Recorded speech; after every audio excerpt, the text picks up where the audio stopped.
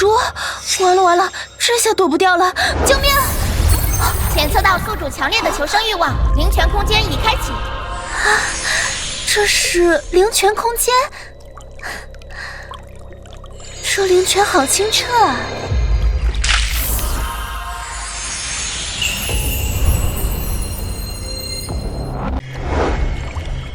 哇塞，脸上斑居然淡了！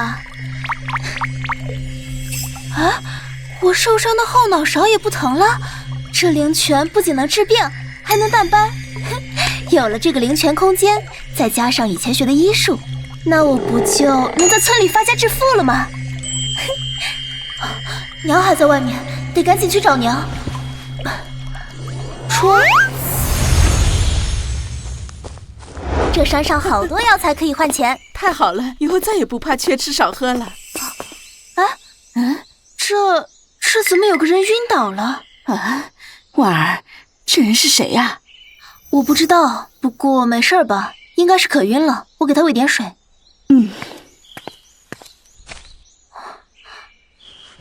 这人的外伤倒是不严重，重伤全在内里，怕是凶多吉少。有灵泉水保命，今日遇到我也算是你的幸运了。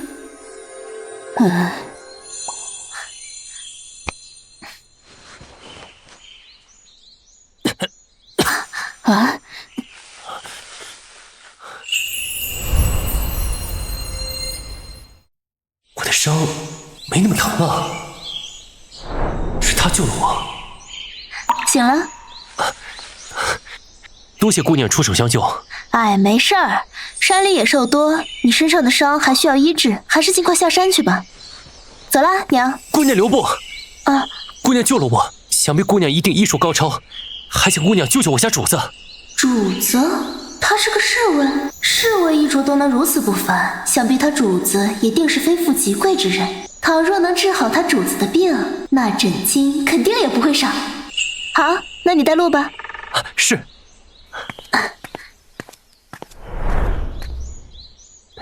怎么样，姑娘，能治吗？虽然这人中了2种毒药，但灵泉水能解毒，我有把握救活他。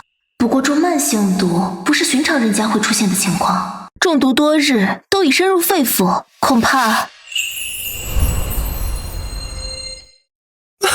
主子，是我没有守护好你，主子，没有你我该怎么活啊？主子，这么个小伙子，真是可惜了。婉儿，当真没有一点办法了吗？哎呀，别好了，我是说难治，又没说不能治。姑娘，只要你伸出援手，我康林愿为姑娘出生入死。行，但你需要先回答我的问题，并且答应我2个要求。你若是同意，我便为他医治。好，你说。你们是不是不方便透露身份，所以不敢去请坐堂大夫，想去找村里的赤脚医生看诊？是，但我们不是坏人。我知道，我分得清是非好坏，这也是我愿意救你们的原因。你家主子身上除了心中的马钱子毒以外，还有一种慢性毒素在长期侵蚀着他的身子，想要彻底清除体内毒素，还需要长期治疗。因此，接下来是我的2个要求，你要是能做到，我便答应医治。好。第一，在我医治期间，你要负责保护我娘和我弟的安全。好，我保证。2，医治好以后，你们马上离开，但离开前，你们需要支付我诊金。至于多少，由我到时说了算。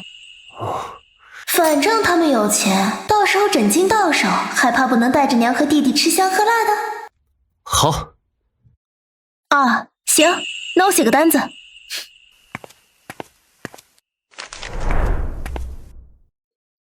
娘，他身份不方便，还得劳烦你去按照单子抓些药材。好。你去倒杯水过来。是。药方只能解开马钳子的毒，至于体内深处的毒，还需要灵泉水来慢慢解。水来了。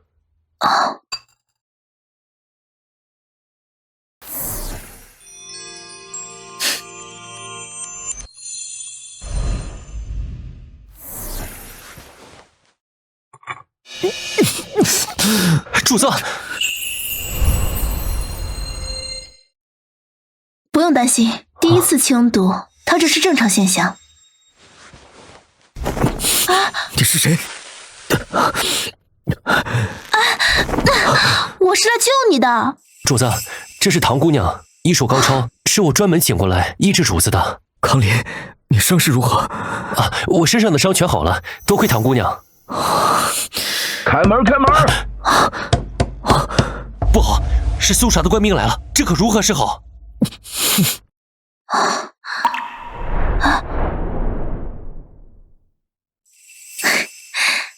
哎，你一个人能隐藏好不被发现吗？我倒是没问题，可是主子身体还没恢复，恐怕不好藏。没事儿，我有办法。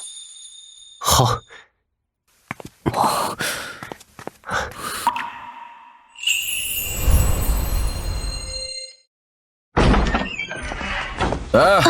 官府搜查侵犯，你身后是什么人？那个是我姐姐，她得了很严重的风寒，会感染给你的。少废话！有没有窝藏侵犯，老子一看便知。让开！官爷，我姐姐她得了严重的风寒，她不是你们要抓的侵犯。让开！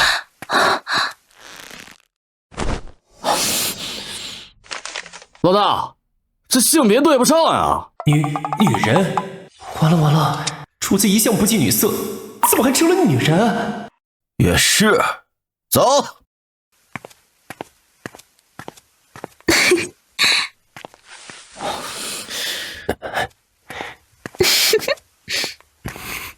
康林，这是哪里？回主子，这里是东昌府隶属的溧阳县城。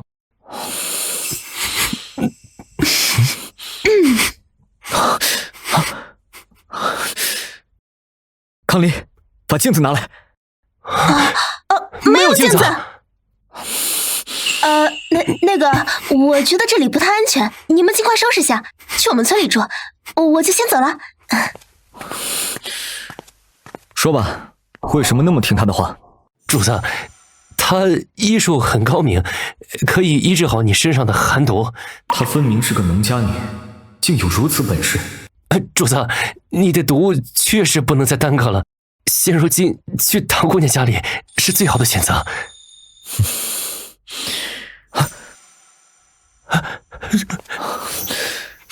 康林，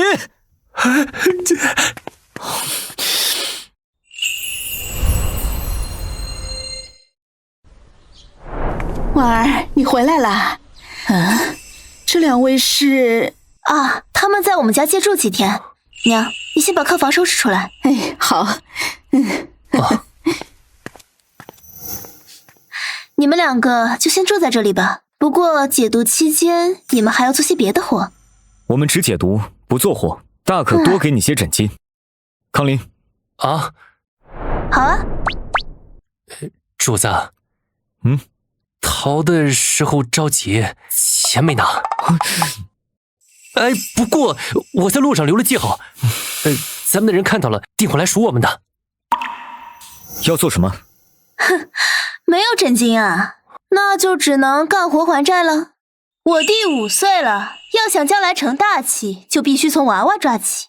康林，从明日起，你教我弟习武，不求行侠仗义，能强身健体就行了。但是我和主子待不了多久就会离开，恐怕能教多久算多久。好。至于你，做我仆人。做我仆人。啊，唐姑娘，这可使不得！有什么事你尽管吩咐康林。主子身子金贵，可万使不得。哼，多金贵？你以为你是那皇宫里的皇子啊？我给你们治病，还允许你们欠费，做我仆人委屈你了。再说了，这也是保护你身份的一种方式，懂不懂？行就行，不行就离开。你，好，我答应你。不过我有个要求。真是麻烦。说。我只能被你一人使唤。这个好说。好了，干活去吧。主子，你真的要做他仆人啊？你赶紧联系我们的人，尽快弄到诊金。好。此女过于粗蛮，还是尽快养好生离开。那以后你就住这儿吧。把衣服脱了。啊！脱衣服？怎么，不愿意啊？我可不做那种仆人。想什么呢？是药浴。你先在这儿，我去拿针包。你把衣服脱了，我让康林把水送过来。好。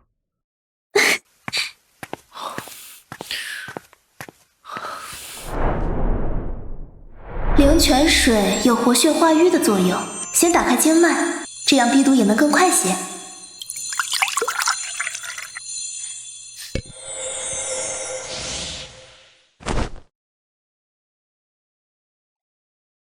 你身上毒素重，扎针时会有点疼，忍着点儿。好。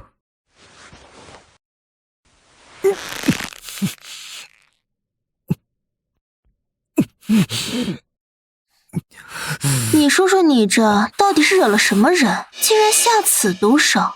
你这毒啊，若是不能及时根治，恐怕要不了1个月，身上就算没伤，也会爆体而亡。大哥，还真是想要置我于死地呀！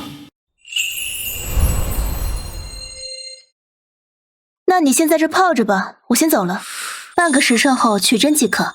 好。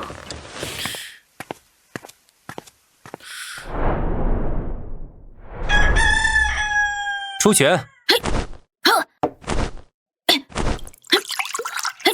师傅，我快坚持不住了。先休息一会儿吧。累了吧？习武很辛苦的，你还要继续坚持吗？我要坚持，我是家里唯一的男子汉，我要保护阿姐和娘亲，不让他们被人给欺负。阿姐给你找师傅是让你强身健体的，又不是让你打架的。我知道了，阿姐。今天感觉怎么样？好点了吗？好多了。太好了，那一会儿你跟我一起上山采银耳吧。我姐姐。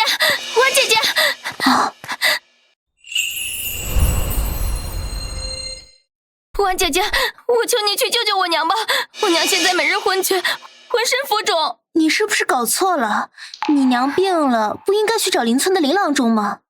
婉姐姐，我求求你了！我上次亲眼看到你在德济堂救好了一个和我娘一样晕厥的孕妇，琳郎中我找了，他说他不看孕妇的病。不看孕妇的病？唐姑娘有所不知，一般妇女病被认为是污秽之物，整个县城只有德济堂的曾大夫才愿意看妇女病，但据说收费极高。曾大夫，我请不起。婉姐姐，我求求你了，我没钱，但我有的是力气，我可以去你家干活抵债，我啥都会干，只求你去救救我娘吧。你跟我一块去。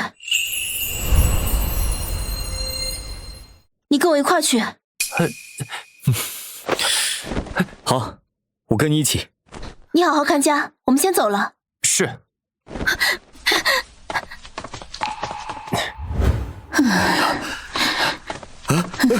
唐姑娘，你来了，快来快来，看看看看。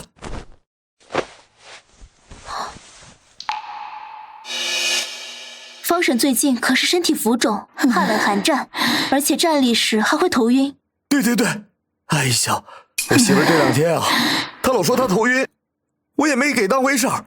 当初还小草那时候，她也没这情况啊。唐妈，你赶紧给看看吧。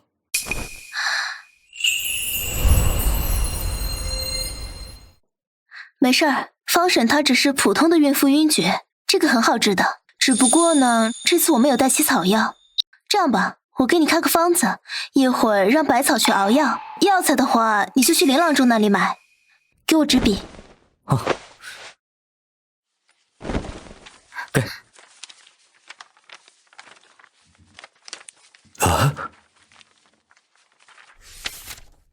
葵子500克，茯苓3两，然后呢，用米饮调服，1日3次。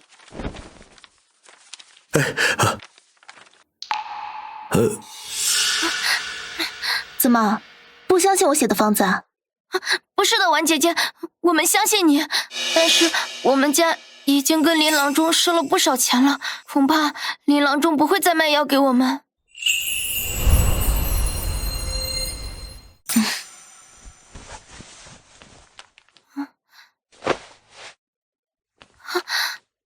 拿去吧，算是我借给你们的，宽裕了便还我，若是没有的话就算了。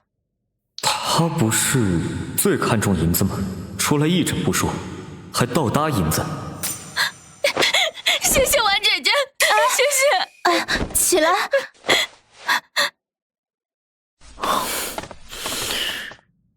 你明知道银子要不回来，干嘛还借？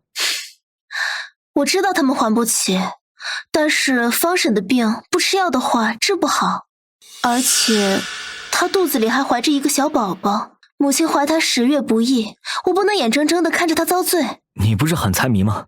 给了他们你不心疼？没事儿，钱乃身外之物，而且我赚钱比他们容易，钱花在刀刃上，值得，不心疼。哎，对了，你说我们溧阳县城要是能有一个专门治疗女子疾病的地方，会怎么样？专门治疗女子疾病，这我还从未听说过。我们溧阳县没有几个大夫愿意看妇人病，普通妇女患病了也只能自己忍着。就算有个曾大夫，可有些年龄较大、思想保守的老妇人们，宁愿被疾病折磨，也不愿意让他治。所以，我想创立一个专门为女子治疗疾病的医馆，馆内只收女工，既方便了大家，又可以赚钱，一举两得。你觉得怎么样？我觉得挺好的，但是你要怎么安排呢？我知道治你寒毒该收多少诊金了。那你想要多少诊金？300两？不是，是30两，一间医馆的钱。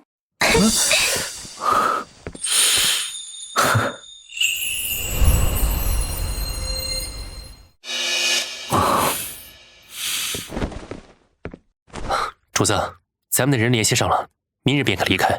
好，此地不宜久留，我们明日就出发回京城。可是，主子，您身上的寒毒……没关系，我会让唐婉加大药量，实在不行就把药物带上。是。等等，主子还有什么吩咐？你手上拿的什么？这是给唐姑娘的诊费。给我，我亲自交给她。是。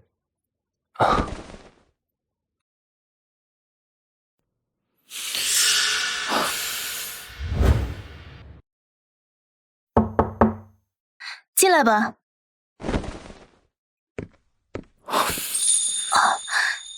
你这么晚还不睡啊？找我有什么事儿？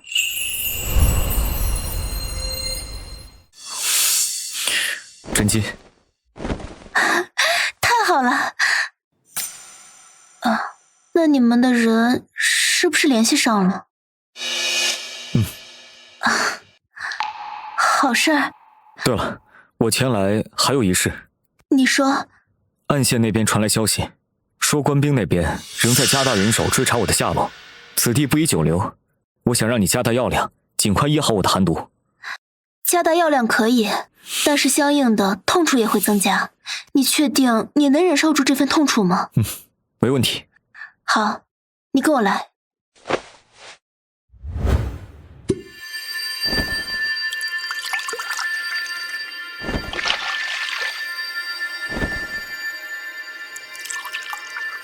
这次草药用量大，浑身血液流通，你中途承受不住的话，就及时喊停。好。那我开始了。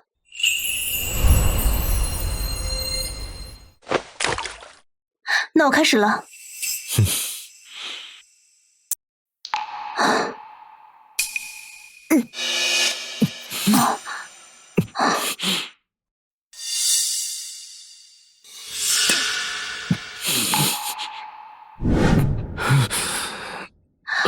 还要继续吗？继续。目前我只是针到一半，一会儿可能会更加撕心裂肺，恐怕比你寒毒发作的时候还要更疼。没事，我能坚持。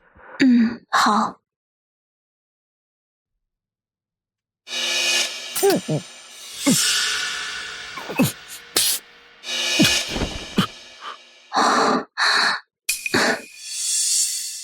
效果还不错。康林，在。去把污水换了，帮我准备好清水。是。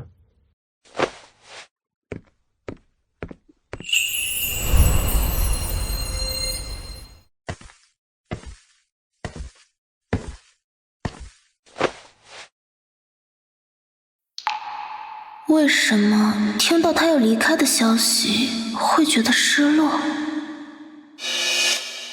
坚持用灵泉水洗脸这么多天，终于要没了。如今我用整桶的灵泉水为你医治，也不算辜负你给我的枕巾了。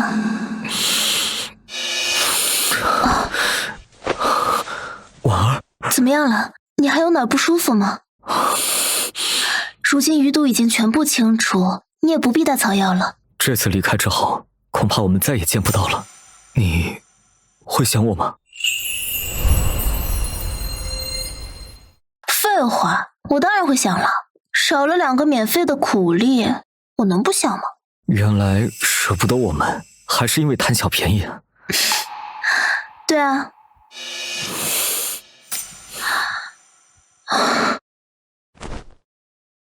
等我。什么？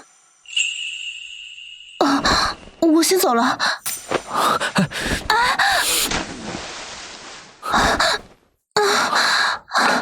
婉儿，你的脸。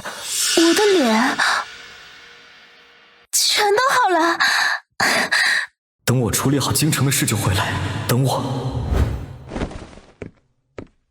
阿姐，你今天好美丽啊，比画上的仙女还美丽。怎么啦？大早上的有什么事儿？今天早上有几个穿盔甲的人把齐大叔接走了，你知道他们什么时候回来吗？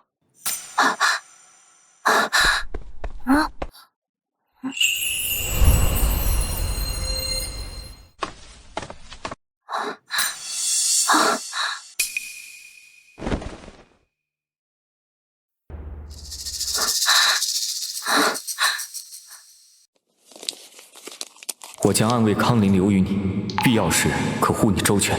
婉儿，等我。这姑娘以前没见过，长得跟天仙似的，是咱们村的吗？你眼花了？那不是唐家的唐婉吗？只不过脸上的东西不见了，竟然变得这么好看。这姑娘也太漂亮了，还没见过这么漂亮的姑娘呢。是啊，长得真好看，这姑娘真好看。各位乡亲们，今天呢，我们妇科院正式开张。妇科院内只接待女性，而且管理的学徒也都是女工啊。还有，以后各位婶子们、姑娘们有任何问题，都可以来我们妇科院看诊。妇科院，头一次听说。这小姑娘看着年纪轻轻的，能行吗？认识我的叔叔婶婶们肯定知道，以前我的脸上长满斑点和胎记的。后来呢，我自己研究草药敷，如今大家也都能看到成效，所以还请相信我，也请相信我们妇科院。话是那么说，但是女人下面的那些事怎么能拿到明面上说？这孩子也太不懂事了。哎，这太胡闹了！救救我媳妇儿！救救我媳妇儿！唐姑娘，快救救我媳妇儿吧！爹，我娘她怎么了？哎呀，你娘啊！她早产了，这眼看就要没命了。这得抓紧找稳婆呀！我来。哎，还有我。这下总算有救了。这可是县里最知名的2位接生婆。快，赶紧去，先进屋。谢谢，谢谢。快！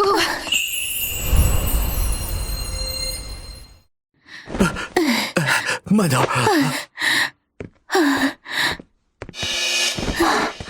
你这姑娘家进产房，成何体统？热水，快，端热水，快！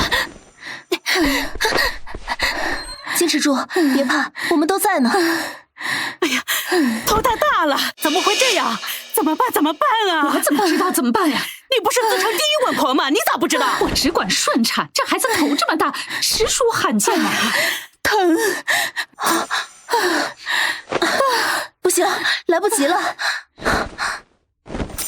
侧切。什么？哎呦！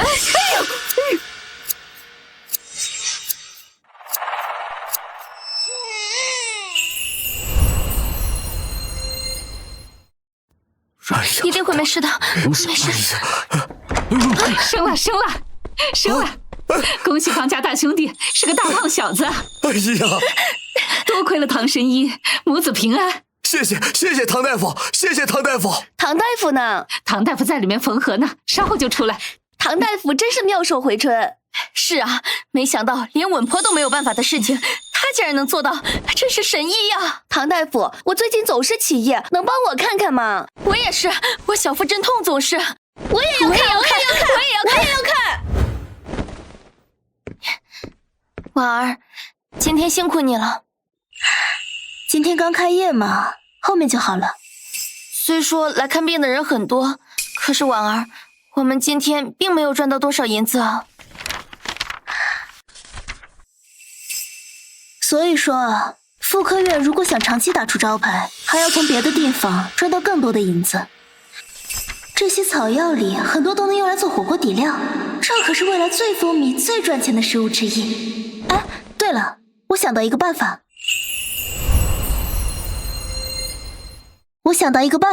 什么？开火锅店。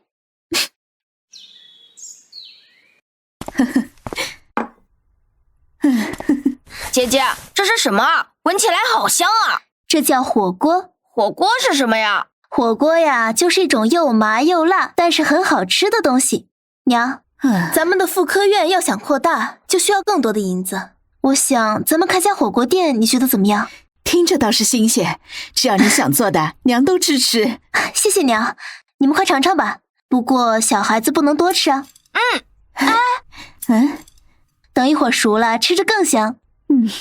看起来就好吃。那当然了，回头我们挑个人多的地方，把火锅店开起来。好啊。那姐姐，我做什么呀？你呀，你负责吃就好了。婉姐姐，百草，你怎么在这儿？你不是应该在医馆吗？婉姐姐，不好了，妇科院出事了！快来看呀！哎呀，怎么哭得这么伤心啊？都来看呀！哎呀，都怪这该死的唐大夫！我家小姐本来只是腹部胀痛，就是用了唐小姐的药后，现在浑身起红疹，疼痛难耐的。这不是青楼红袖的丫鬟吗？是啊，听说呀是来看病看出问题了。我就说这姑娘年纪轻轻不行吧？哎，还以为啊真能有个咱女人看病的地方呢。百草，你把给她开的药拿来给我看看。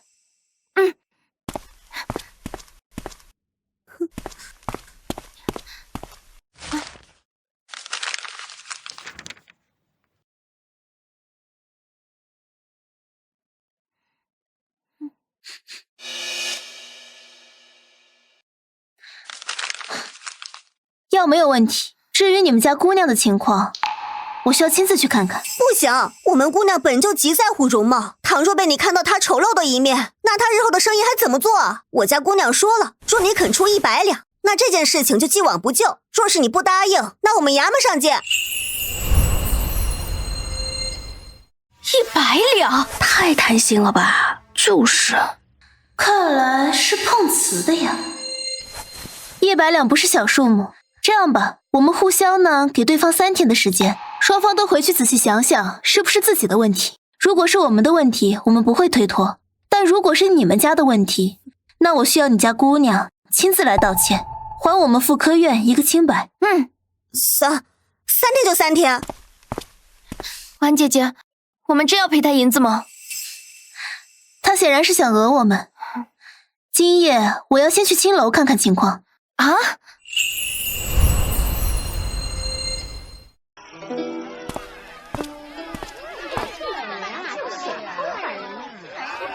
唐姑娘，一定要进去吗？当然了，那红袖姑娘不见人，我们只能自己来看看虚实。公子，2位公子可有熟悉的姑娘呀？实在是抱歉啊，我们兄弟2人初来此地。不过我听说，那红袖姑娘可谓是国色天香啊。对。哎呦，公子，实在不巧，红袖姑娘脸上起疹子了，不宜见人。这样吧，我给公子安排个更好的。这样吧，我给公子安排个更好的。完了，主子知道一定会杀了我的。哎，唐姑娘，等等我。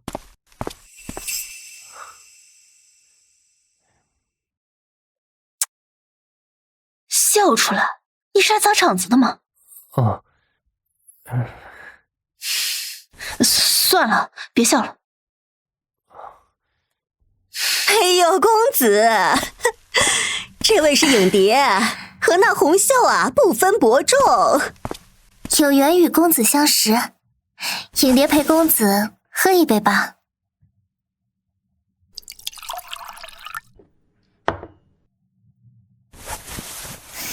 好啊，那不如影蝶姑娘为我喝。讨厌。今日多亏了那红袖身子不适，不然我还真错过了你这个美人呢。她哪是身子不适啊，分明就是那童生让她装病。装病？装病？是啊，不知道那童生怎么看上她的，还说事成之后就给她赎身呢。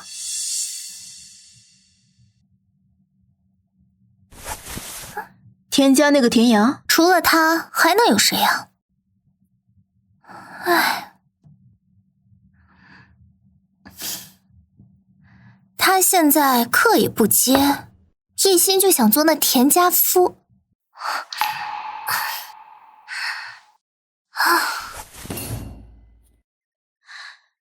既然是田阳，那这事情就好办了。这田阳就是个哄骗女人钱财的浪荡子。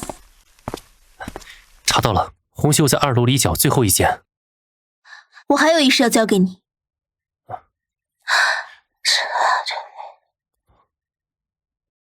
我这就去办。分头行动。好。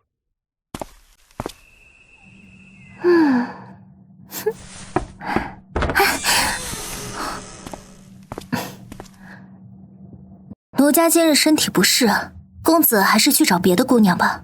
姑娘在等谁？田阳？你是谁？听说姑娘浑身长满疹子，疼痛难耐，我只是好心来看看姑娘的伤势。你是唐婉，还不算太笨。不过，你真以为你帮了那田阳，他就会为你赎身吗？田阳不会骗我的。那你可知，他与那李春花才是一对，他们两个里应外合，哄骗了不少女子。我不信，你一定是故意拆散我和田阳哥哥的。我要去找他。着什么急呀？他自会来找你。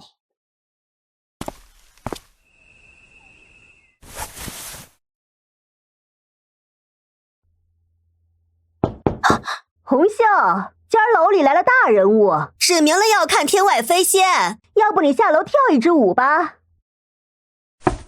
红袖，你听见了没？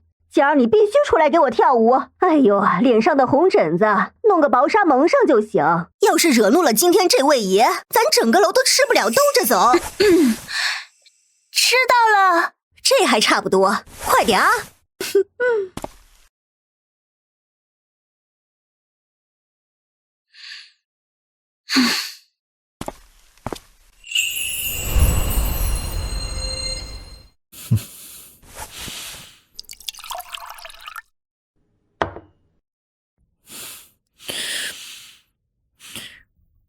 确认太子今日会来。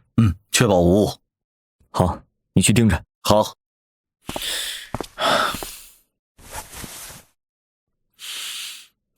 也不知道他现在在做些什么。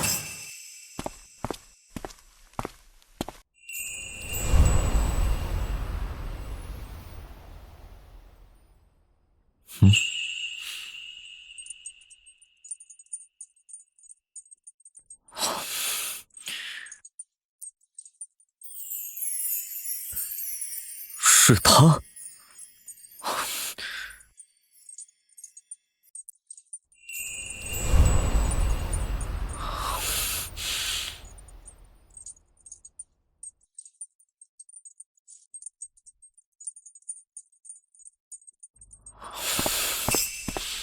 太子殿下在2楼。先不要大草惊蛇。主子，属下还不明白，地图不是已经到手了吗？为何还要故意暴露自己啊？地图不是已经到手了吗？为何还要故意暴露自己啊？父皇最讨厌兄弟相杀的戏码，只有让他看到我没死，他才会再次动用暗兵来杀我。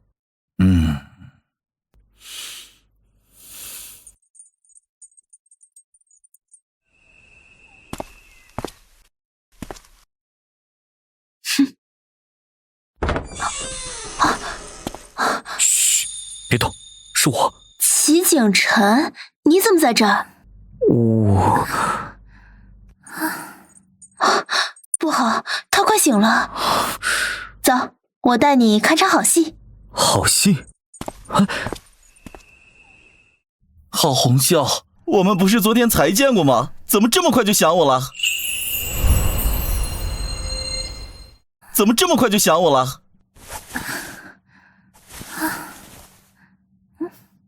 田阳哥哥，你怎么来了？宝贝，不是你托一个男人捎信说想我了吗？快点，我可等不及了。我没有啊，不是你说让我装病3天不见人的吗？完了！田阳哥哥，什么完了？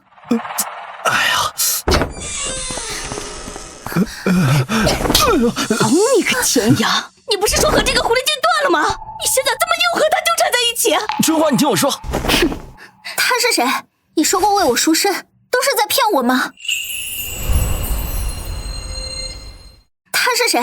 你说过为我赎身，都是在骗我吗？赎你？好啊，田阳，我对你这么好，你就是这样待我的吗？不是我，是这个贱人，他说有事找我，求我来一趟。我找你？明明是你来找的我。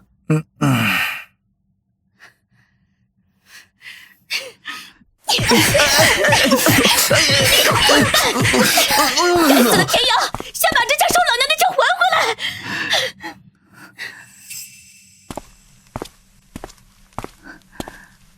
是你干的，你为什么要这样对我？不是我为什么要这么对你，而是你为什么要这样对我？我跟你无怨无仇，你就为了一个田阳就去砸我招牌，我只是让你看清事实而已。如果你愿意去医馆澄清此事，还医馆公道，那此事我可以既往不咎。如果你仍要维护着田阳，我就只能送你和田阳一同见官。如果你仍要维护着田阳，我就只能送你和田阳一同见官。别罢管，我愿意去澄清。好，明日早时我在医馆等你，希望你说到做到。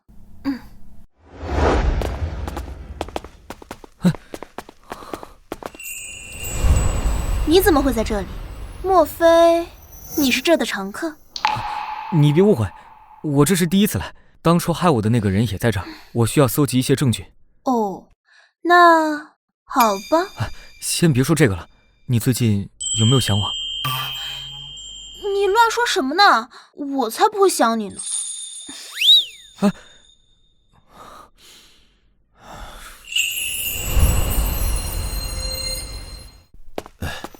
主子，地图已到手，太子在2楼第5间。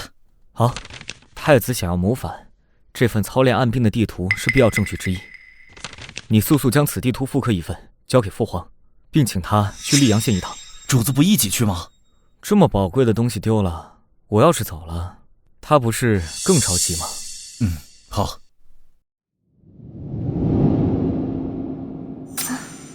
你说你都长得这么标致，那红袖该有多国色天香啊！公子，红袖姐姐脸上过敏，怕吓到公子。我和红梅2人伺候公子，公子还不满意吗？满意，满意。不好了！你们下去。殿下，地图没了。什么？看守的人来信说是六皇子，且刚刚六皇子就在台下。他竟然没死，不是说搜查线内没这个人吗？下属那边来信说，他当时被一位农女扮成女相，才得以脱身。太子木脑，办事不力的官兵已经全部处死。处死有什么用？父皇以为他战死边关，才没废我太子之位。如今他若是完好无损，还带着地图回去，你让我如何保得住我这颗脑袋？无论如何，想办法把他处理掉。是，不过六皇子内力深厚，行踪不定，不知太子有何好的方法？他这个人重感情，不是说有一位农女救了他吗？想办法将这个农女关进大牢，我就不信他不过去相救。只要他过去，我们就能来个瓮中捉鳖。太子高明。他这人怎么这样？是啊，事情就是这样。对不起，是我骗了大家。你这人心眼怎么这么坏呢？是啊，咱们县里好不容易有了看女性病的地方，要是被你搅和了，你叫我们这些人上哪儿去看病啊？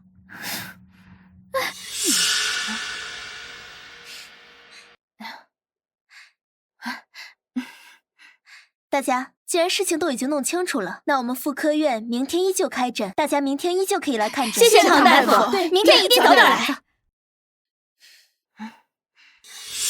搞定，得去找个铁匠铺，先把锅给做出来。百草，你先看着店，我去街上买点东西。好。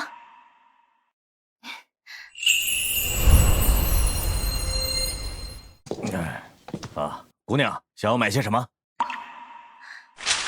老板，这种锅能做吗？样式呢倒是能做，不过将这锅一分为二的样式，我倒是真没见过。我这姑娘想要做此锅有何用啊？这个锅名叫鸳鸯锅，是用来做吃食的，到时候欢迎老板过来品尝啊。火锅，有意思，到时候我一定来。姑娘准备要几个呀？50个。好，3天后来取即可。好。少爷，少爷，少爷，你怎么了？少爷，救命！谁来救救我们少爷？涂了2个铜板，好像快不行了。让我看看。他憋得太久了，现在情况特别危险。那怎么办，大夫？请你救救我家少爷。来，过来。这能行吗？闭嘴！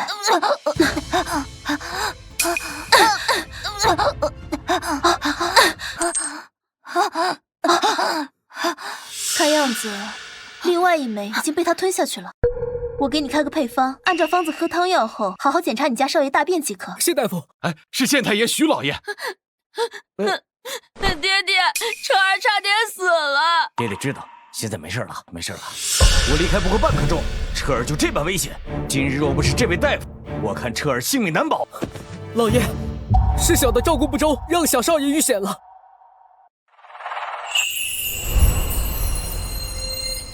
感谢姑娘今日出手相助，为表示感谢，不知姑娘想要什么酬谢，在下尽量满足。什么都可以吗？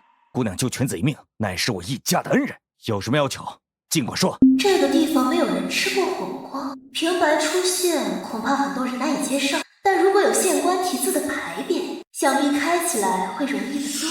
1块牌匾就行，上面写上鸳鸯火锅店。这个简单，不知什么时候要？3日后送到不远处的妇科院即可。好，一定如期送至。都看一看，瞧一瞧。这什么店啊？这是？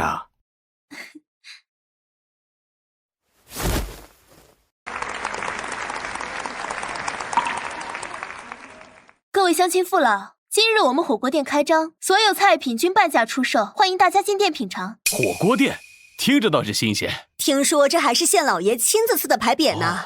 走着，走着。哼，没想到这农女还有几分本事，竟然开起了饭馆。哼，既如此，那就将她的食材里添点东西，让她蹲大牢。是。以往这个时间都是座无虚席呀，今天这是怎么了？今天，哎，客官，想吃点啥？我不是来吃饭的，我是来找人的。哎呀，李兄，你怎么还在这坐着？对面那家鸳鸯火锅店都快要排不上队了。走。啊！去看看那个火锅店究竟是什么名堂。是。哎，回来了，老板，好像是一个锅里有2个锅底啊，一个辣的，一个不辣的，所有的菜都是生的端上去，顾客们自己煮啊。自己煮？好好的炒菜不吃，自己煮，他们都愿意吗？顾客们还纷纷说这有意思呢。那价钱如何呢？好像是59文钱一个锅底，想要啥菜再加钱，每种菜的价格还不一样呢。婉儿，今日半价出售，竟然就挣了足就20两银子。你看看，如果照这样下去，那我们这次就要发财了呀！娘，一时的热度而已，过段时间就会淡的。不过，就算端出热的饭，也还是会有顾客会来的，咱们还是能挣的。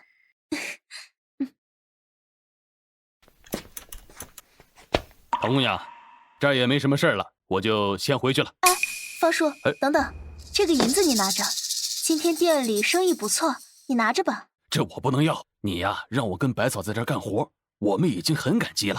这个我真不能要。那是百草，她本来就懂得药理，您的厨艺又好，深得顾客喜欢，所以我还得感谢您2位才是。嗨，我厨艺好什么呀？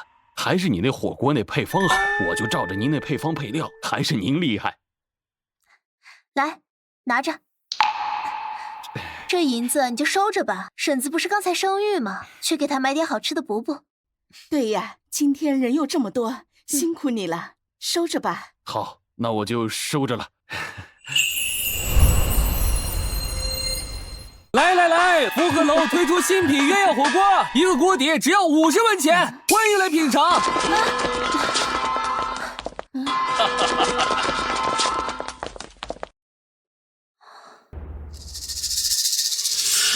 婉儿，我看他们就是故意的。昨天我们刚开张，今天他们就来这一出，就是欺负我们没有银子，不敢跟他们打。谁说不敢？娘，去把锣鼓拿来。给婉儿。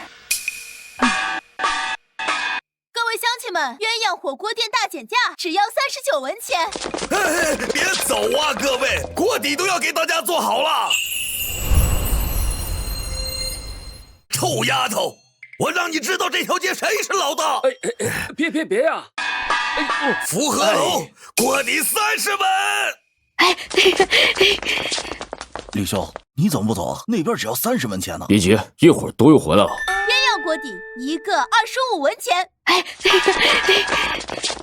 李兄高明。哎呀，福和楼锅底19文。15文钱。别走！10文。婉儿，不能再减了，不然昨日挣的不仅全部亏进去不说，还得搭进去了。臭丫头敢跟我比，有本事你敲啊你！哼，张老板，您这是宁可赔本也要把我比下去啊？张叔，把后厨所有的菜品都洗干净端上，相似的菜品放一块儿。好嘞，你还想降？你怕是不想要你那个店了吧你？谁说我要降价？我不但不降价，我还要涨！要死个人了！你店里都没人了，你还想抬价？你真是痴心妄想！鸳鸯火锅店99文钱，全场免费自助畅吃，不用另外付锅底钱，不用另外付菜品钱，只要99，全场免费畅吃。这么便宜啊！要知道我点个土豆就得9文钱了。是啊，我点个鸡胸肉就要39文钱。那还等什么？走啊！走。哎呀，老板，要不我们也自助？你傻呀你！我们什么档次？他们什么档次？如果自助的话，我们这酒楼还开不开了？是小的没考虑清楚。不行，我得换个法子。老板，有什么办法？他们不是自助吗？没了菜看他们怎么自助。你去。娘，怎么样啊？婉儿，今日竟然比昨日还多挣了10两银子。多挣10两银子？哎呦，唐姑娘真厉害！今天您说这个免费吃的时候，我还担心咱们会亏本呢，没想到这一算账，还多挣这么多利润，还是您厉害。我们的食材用的都是鸡、猪肉、面筋和青菜这些，不仅便宜还果腹，再加上搭配送出的果酒，边吃边喝，自然就饱了。哦，原来这么回事啊！哎呀，还是您厉害！今天我看这个菜啊，也消耗的差不多了，我呀得抓紧时间去王大柱那个菜园，再多配点菜。明天我们得多要点菜。哎，方叔，我跟你一起去，刚好看看有没有新菜品。行啊。唐老板，方老板，哟，哎，王叔，我们正准备一块去找你呢，你怎么来了？唐老板，我这边恐怕以后不能给你这边供餐了。这是我们之前谈好的违约金。王大柱，你这什么意思啊？当初我跟唐姑娘看你那菜品种多，看你人也实在，这才跟你签的合同。你说不供就不供了，我明天开张，你让我卖什么去？方叔，没事儿。王叔，是白菜园出问题了吗？还是……唐老板，福和楼那边跟我说，以后我再给你这边送菜的话，他就让我的白菜园开不下去。我就知道，真卑鄙。行，我知道了。对不住了，唐老板。婉儿，这可怎么办？现在天色也不早了，这会儿再去弄新鲜蔬菜也没地儿弄去。这王大柱这儿不行，我只能上李天明那儿看看去。但是他那儿的蔬菜，它量太小啊，它不够咱明天卖的呀，这怎么办呢？不管怎么样，也得撑过明天，然后找新的供应商。我想想，哎，限量销售。咱们明天菜品够吃多少桌？30多桌。好，那明天就卖30个锅底。可是婉儿，咱们的顾客那么多，只卖30桌，那没有买到的顾客以后会不会不来了？放心吧，娘，咱家的锅底啊，不仅好吃，而且还能养生治病呢。治病？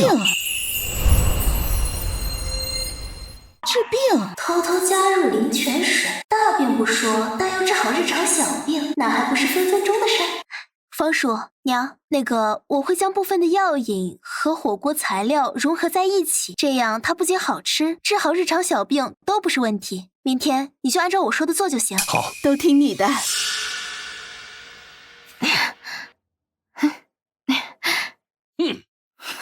福和楼今日锅底依旧9文钱，大家都去吃，都去尝啊！今日这鸳鸯火锅还有自助吗？我娘从未见过如此新鲜吃法。是啊是啊，我也想尝尝。不好意思各位，自助是昨天的事情，今天已经结束了。不过呢，今日我们推荐了一个新的活动，我保证啊，比自助火锅更为划算。啊，没有自助火锅了。那你说说，划算在哪儿？新推出的这个火锅不仅好吃，而且还能治病。哎呦，这个臭丫头笑死我了！你这东西辣辣的，让人吃了不拉肚子就不错了，你还能治病？就是，这不是瞎胡说吗？现在唐姑娘是接到妇科院的，她说能治病，是不是真能呀？哎呀，这位姑娘，我看你还是小心些，别被骗了。能不能治病啊，可不是我说了算，你得品尝过后才知道。不过这火锅底制作不易，所以每日限量售卖，一份定价在399文钱。今日啊，我们只售卖30锅。什么？这么贵啊？是啊，虽说鸳鸯火锅店味道好些，但我还是去福和楼好了，至少一个锅底只需要9块钱。是啊，我也去。我也去。我也去，我也去。怎么样，顾客还不是都到我这儿来了？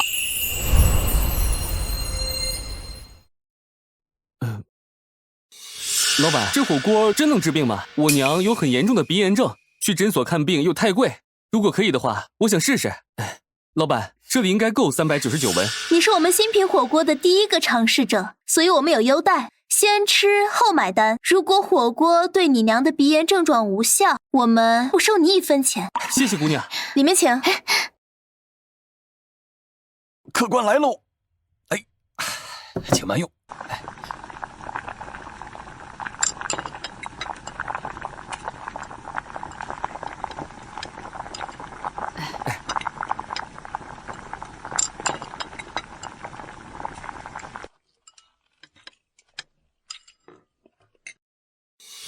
儿子，好吃，真好吃。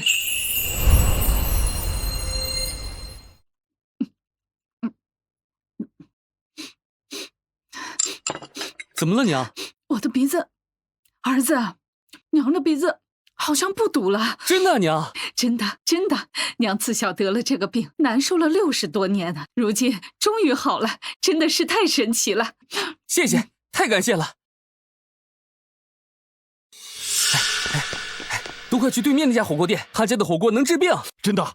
不管了，我这牙都要疼死了，我去看看能不能把我的牙给治好。我也去看看。我也去。都别走啊！哎，客官，火锅来了，请慢用。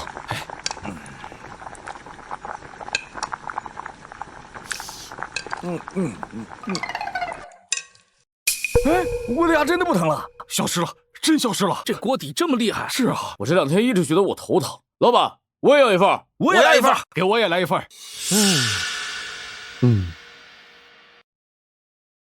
想干倒他们吗？废话。哼，公子，你有什么办法吗？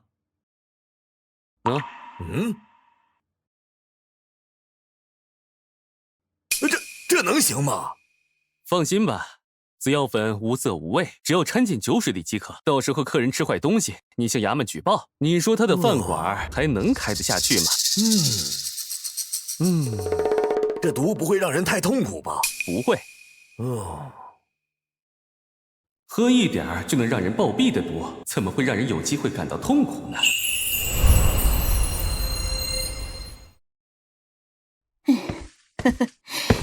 你们喝。来，这，成了。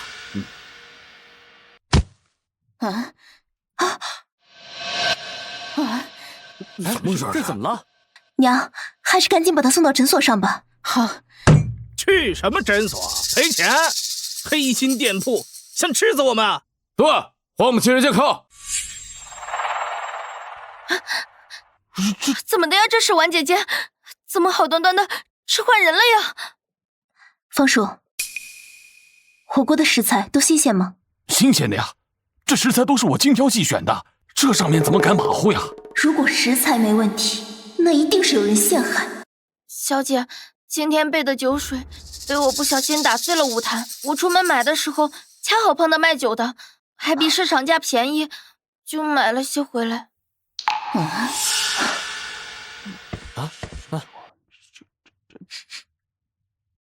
有毒，此毒过于厉害，若不是吃了灵泉水的火锅，这会儿就该归西了。此处不方便使用灵泉水，还是送到诊所治疗吧。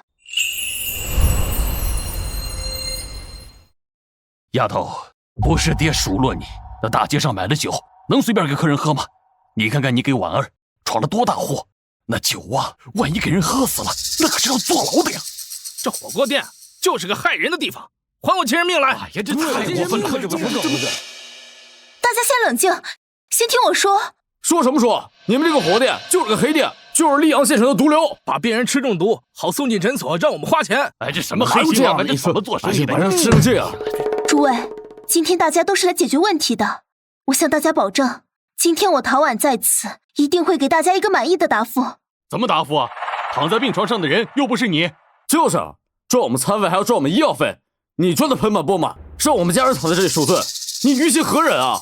这显然是一场做好的局，究竟是谁想置我于死地？是我被人蒙骗，进了这些以次充好的酒水。我检讨，我认错，我不该贪小便宜，犯下今天如此的错误，害了婉姐姐，还害了大家。哎呀，这太过分了！我去！住手！大家住手！先冷静一下，听我说完。大家放心，他们只是中毒而已，没有性命之忧。今天我在这里向大家保证，但凡有任何因为中毒而进诊所看病的人，所有的医药费全部免费。全部免费治疗？这可是多少人的医药费啊！他有钱替我们免单吗？有没有钱，这事儿就得他负责。大家别听他胡说，他一个女娃，哪来实力赔偿那么多医药费？对，病人不是他的亲人，他也不是观音菩萨，哪来那么多善心来关心我们？我们就该把他店砸了！你们2个从一开始就撺掇大家来砸我的店，究竟是何居心？我们亲人还躺在诊所，我们心里有气，还不能来砸了你这黑心店铺？黑心？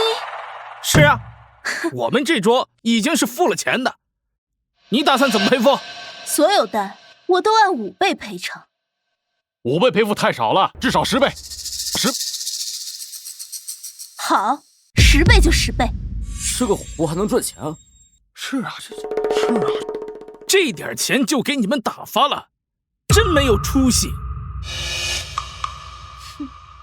如果大家满意我说的法子，那大家现在就把在诊所的家人名号报上来，到时候我就按照名册来给大家赔付。这2位大哥，你们的家人可在诊所，报上名来吧。我不同意你的法子，别想诓骗我们。哼，我看你们是根本就没有什么所谓的家人在看诊所吧，只是想在我这儿趁火打劫而已。就是对呀，没准还真是这样。我家老汉喝了酒水，刚刚也去了诊所。哦，是吗？姓沈名谁？总该有个名字吧？我现在就派人去查。若真有此人，我现在将赔付的银子拿出来如何？你别逼我，我们是受害者。明明是你们在逼我，又是扔生菜，又是扔豆腐，还想砸我的店铺。就算真出了事儿，也有官府来惩罚我。你又算个什么东西？你什么你？把你家老汉大名报上来！这两个人好像一直在拱火。是啊，而且这火锅店的唐姑娘是咱们这的神医啊。对呀，他说的话还是有可信度的。他们两个绝对有问题。县令大人到。哎呀，这什么回事啊？不知道，不清楚。唐姑娘，今日有人匿名举报，你鸳鸯火锅店贩卖有毒酒水，还请跟我回衙内一趟。竟然还有后账，看来此人不简单啊！唐姑娘，请吧。徐大人，我们没有啊，我们是被冤枉的，真的，我们真的没有。没事的，徐大人也只是秉公办事。这里就交给你了。我跟你们走。走。主子，事情已办妥，只是大虎、小虎被抓了。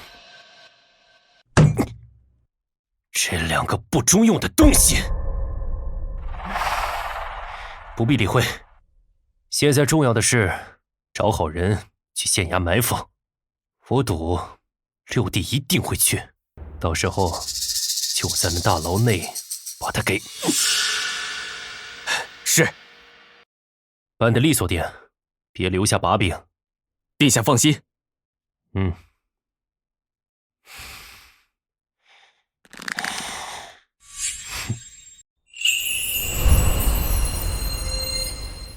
这是怎么回事啊？婉儿是不是得罪谁了？是不是那对面的张老板？看今天府衙的样子，像是有备而来。张老板头脑简单，他都不像想那么多的人。我看呀，这背后是另有其人呐。此事怕是和主子有关，还是尽快告知主子为好。婉儿娘，你别太担心了。婉儿这姑娘既聪明又会医术，肯定没问题的。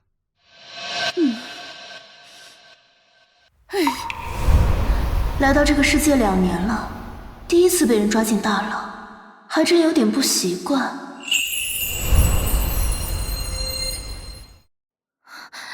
婉姐姐，都怪我，连累了你有今日的牢狱之灾。别害怕，事情总会水落石出的，我们会没事的。婉儿姐，你的这个意思是？百草姑娘，我跟唐婉姑娘有要事要谈，还请回避一下。唐婉姑娘对被害之事怎么看？绝非泛泛之辈。唐婉姑娘可还记得前段时间官差搜查？这两者之间有什么联系吗？当日搜查之人并非是我指挥，乃是当今太子藏在溧阳的暗兵。太子？太子暗中操兵，那岂不是要……溧阳如今大多数势力都在太子麾下，就连我也不能完全行使县令之职。可是我只是一介农女，太子为何要害我？姑娘可是忘记当初救了一人？所以太子就是要害景晨的人。可是照这么说的话，那他岂不是皇子？姑娘聪慧，六皇子战事告捷，途经溧阳县时，发现太子在操练暗兵，企图谋反。所以我只是这场戏最后一个引子。姑娘保重，皇子定会来保你的。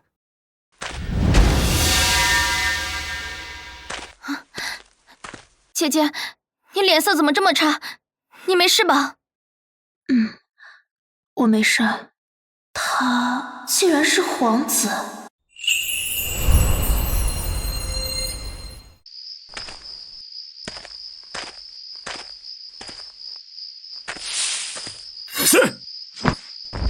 婉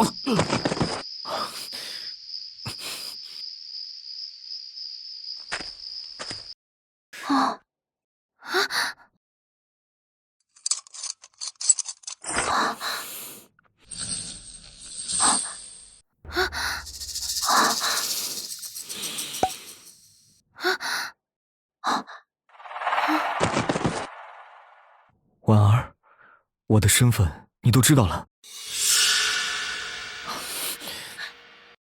你放开，不然我不客气了。我不放。婉儿，在云溪村的那些日子，是我第一次感觉到家的温暖。我和你接触的这些时间，你善良、乐观，虽然视财如命，但又坦率正直。从那时起，我就已经慢慢喜欢上你了。我不向你坦白身份，不是我故意要骗你，而是太子手段恶毒，我不想让你陷入危险之中。可是现在已经陷入了。你放心，我不会让你有事的。是吗？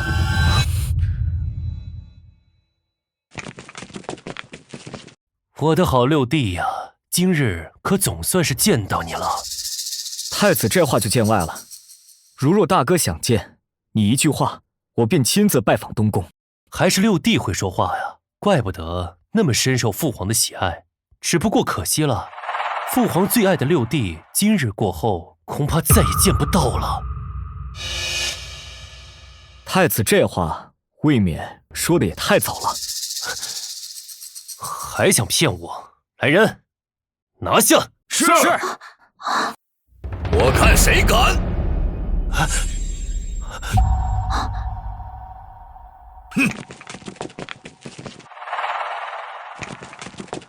陈儿，朕的陈儿，朕就知道你还活着。父王，你怎么会？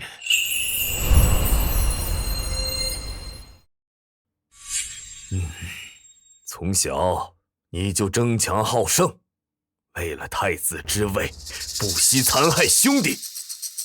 好，朕把太子之位给你了，你为什么还要老六的命？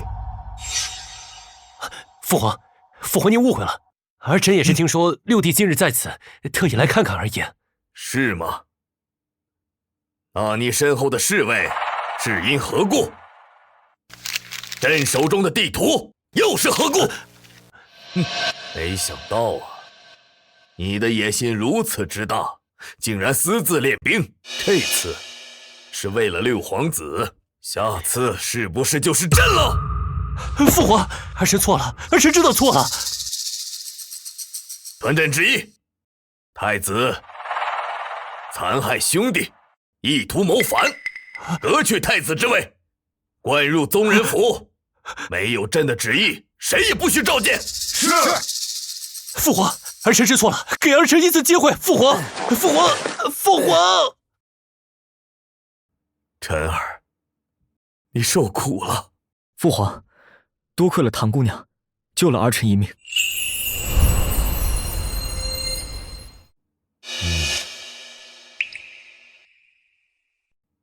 你救皇子有功，想要什么赏赐？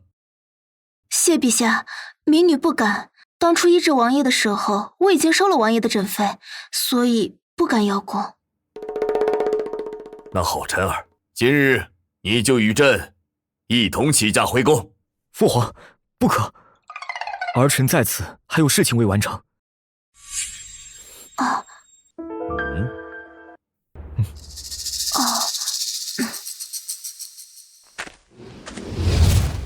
哎呀！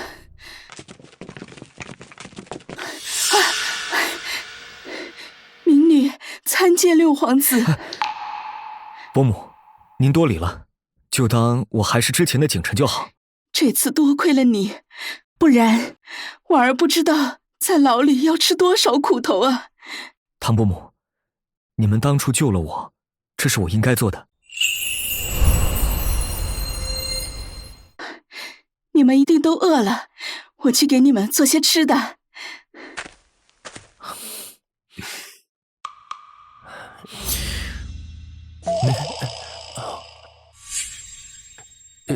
哦，我去看看晨儿功夫练得如何。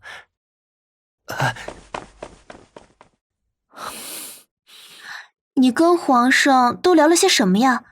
我怎么听见有交换2个字啊？如今太子已被废，你要赶紧回来迎娶霓桑公主，朕好立你为太子。父皇不可！儿臣已有心悦之人，且此生非他不娶。是刚才那个农女？是。晨儿，你糊涂啊！她一介农女，怎么配得上你的身份？你如果娶了这女子，你这辈子都坐不上朕的位置。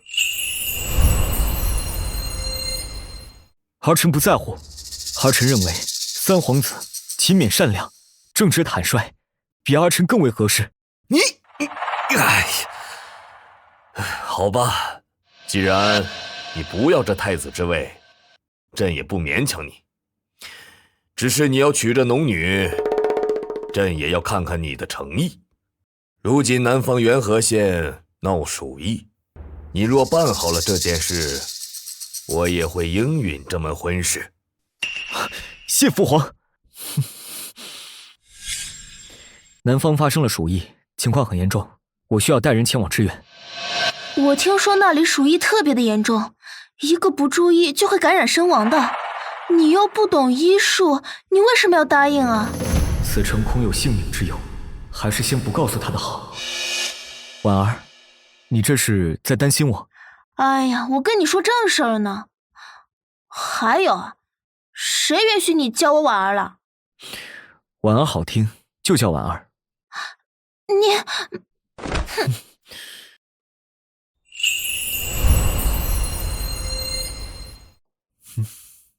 吃饭啦！来了来了。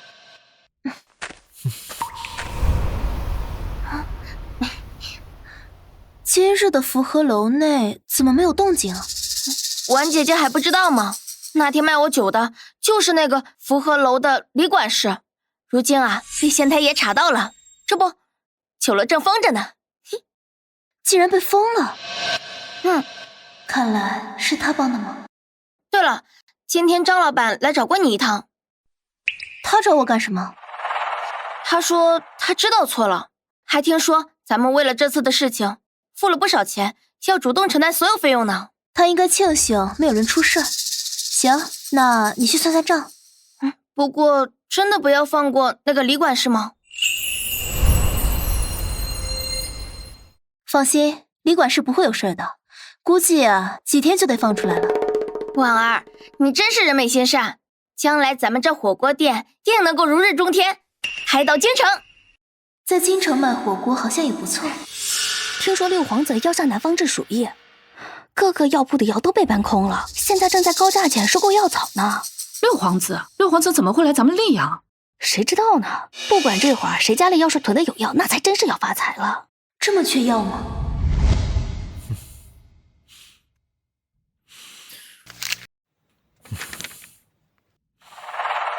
还不够，南方情况复杂，物资匮乏，还需要再装一车。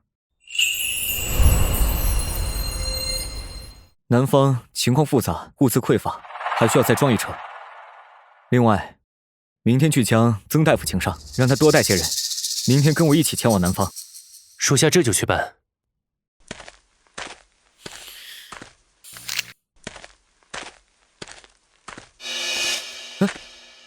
婉儿，婉儿，婉儿，这是生我的气了吗？主子，都准备妥当了，什么时候出发？现在。啊。等一下，我有个好消息告诉你。我都要走了，你不来正伤心呢。有什么好消息？那这个是我专门制作的灵丸，只要服用1颗就可以解毒，鼠疫患者众多，肯定能派上用场。所以，你昨日早出晚归，就是为了帮我制作药丸？我还以为什么？以为我说了不带你的话，你就不想理我，婉儿，谢谢你。哼，先别急着谢我，我可是有条件的。什么条件？条件嘛，就是带我一起。不行。哎，你确定不带我？虽然这药是灵药，但是你去了，我还是会担心你。我保证，我跟着你不就好了吗？你真的能保证？哼，我保证。好，那到时候你要听我指挥，不能有反对意见。没问题，那我这就去拿行李。现在情况如何？感谢王爷提前赐药，现在疫情已经得到控制。好。曾大夫，你带些人去各个看诊点，争取早些确诊用药。是。我也去。好，你注意安全。嗯，走吧。请。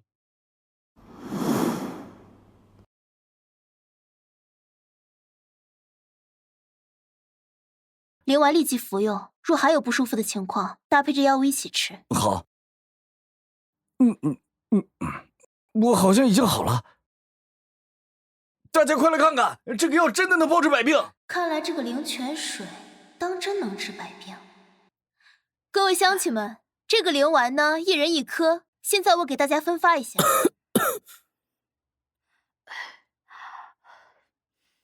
哎，我好像好了。我也好了，姑娘，你真是天降菩萨。唐姑娘，你这是什么灵丹妙药，效果如此之好？灵丹还有多少？我全要了。这个好说，只是……大人，不好了，又一个村遭殃了！快带我去！自带的药品几乎1天就发放完了，病患人数还在爆发式的增长，用灵泉水做的灵丸根本就不是长久之计。你来啦？怎么，还在想鼠疫问题吗？是啊。如今这鼠疫人传人，只怕这么下去，我们带的药物根本维持不了多久。鼠疫当初是因何而起？南方多暴雨，曾发生水患，各家各户粮食房屋被淹，所以有不少人染上了鼠疫。所以源源不断有新患鼠疫的人群出现，是因为决堤。那我们首先应该解决的是堤坝问题啊。堤坝问题？修筑水利，加固堤坝。只有从源头上切断新患鼠疫的可能，才有可能彻底治好这个病。而且新添旧，源源不断的有新人，这样的话，再多的药物也无济于事。说得对，婉儿，明日我便和康林去加固堤坝，你在城里照顾好自己。我知道了，你也是。怎么回事？昨日鼠疫不是已经控制了吗？怎么今天这么多人？这是另外一个村子的，如今这个村子好，这个村子坏。一波又一波，何时算个头啊？不行，不能再这么下去。姑娘的意思是，这个病毒可以人传人，病人聚集在一起，只会加重传染。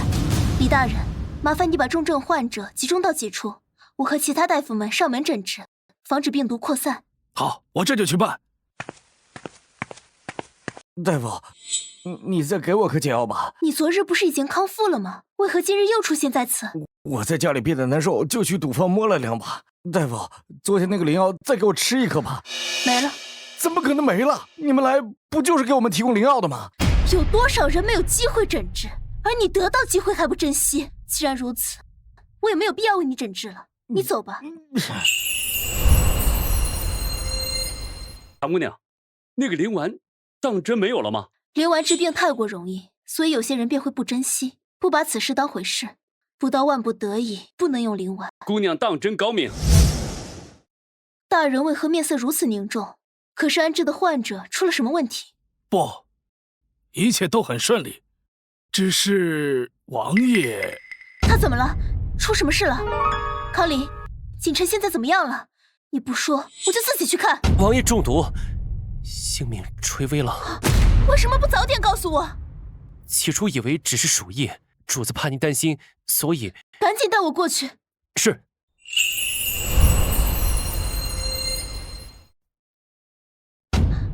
他中的什么毒？哎，是七星海棠，此毒和鼠疫相似，但毒性比鼠疫强100倍，而且中毒之人会昏迷不醒，直至全身布满毒素，3日无解便会暴毙而亡。好端端的，怎么会中这种毒？他昏迷几日了？今日是最后一日了。今日若无解药，殿下恐怕再也……不许胡说！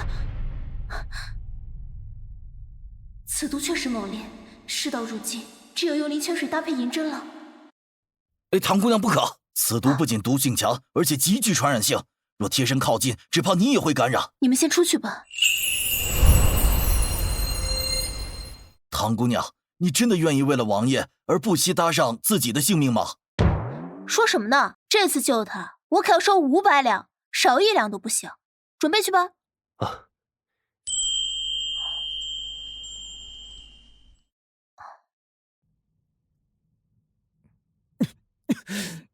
醒了。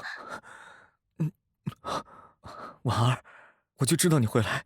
不然呢？眼睁睁看着你等死啊！对了，我怎么醒早了？你说什么？还记得牢狱那晚吗？父皇说，只要我愿意下江南治鼠疫，就同意我与你在一起。父皇说，只要我愿意下江南治鼠疫，就同意我与你在一起。对了，他还给我一种药，让我中鼠疫假死，想要测试你我心意是否相通。所以你没有中毒，你吃的是假死药。不过这个毒药好像过期了，还没天黑呢，我就醒了。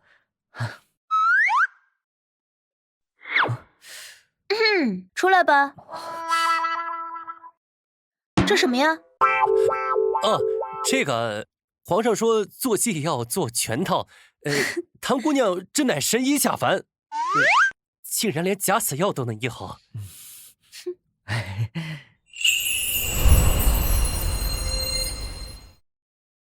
六皇子唐姑娘，跪下接旨吧。奉天承运，皇帝诏曰：六皇子齐景臣文韬武略，忠正廉愚；农女唐婉温良贤雅，德容兼备。2人此番治疗南方鼠疫有功，情投意合，特赐婚唐婉为六王府六王妃，择日完婚。谢父皇。唐姑娘，还有你的呢。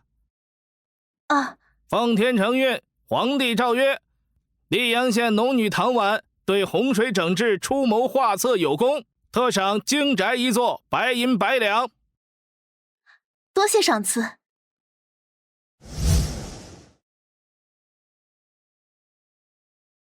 唐姑娘，听说县内的妇科医院也是你开的？是。近来太后身体不适，不知是否愿意前去为太后密诊？民女遵旨。那老奴就先告辞了。我是太后自幼抚养我长大的，她性格温善，不必紧张。唐姑娘，请吧。好。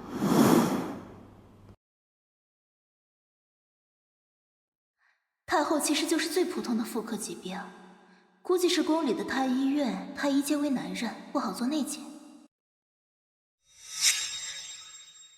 回太后，并无大碍，我开一份疏肝健脾、清热利湿的方子，然后呢，再加一味我研制的灵丸，不出3日，一定能缓解身上的酸痛。听锦儿说，当初她身上的寒毒是你给解的，是吗？是呀。臭小子，皇祖母的病情都那样严重，你也不说把你的宝贝婉儿献出来。孙儿不是满世界帮您寻找，为您治病了吗？算你还有良心。不过难得见你能对一个姑娘动心，这婉儿我看着甚是喜欢，抓紧挑个良辰吉日，把婉儿娶进门吧。哎，皇祖母放心，孙儿一定尽快操办此事。那也顺便烦请唐姑娘在宫中多留3日，仔细着太后的情况。不了，婉儿住在我那里吧。也是，都是6王妃了，早就该住在陈王府了。婉儿，既然陈儿开口，那我也就不留你了，你就住在臣服礼吧。是太后。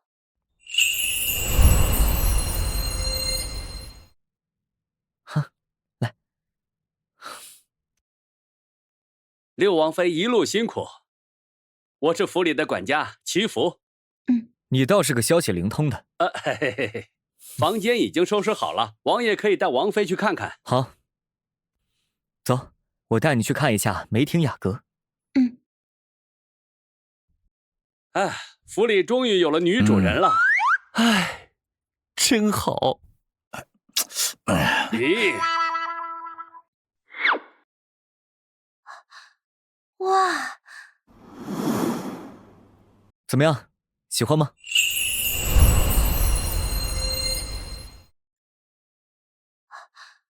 哇，怎么样，喜欢吗？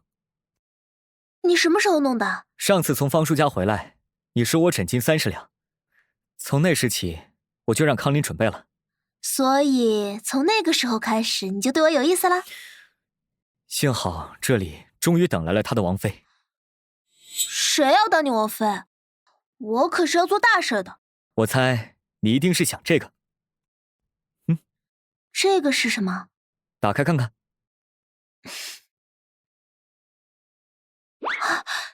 京城酒楼的地契。现在它是你的了。你怎么知道我想要这个？接圣旨的时候，你好像对成为王妃不感兴趣。但是提到黄金100两，两眼放光。现在你愿意成为六王妃吗？当然。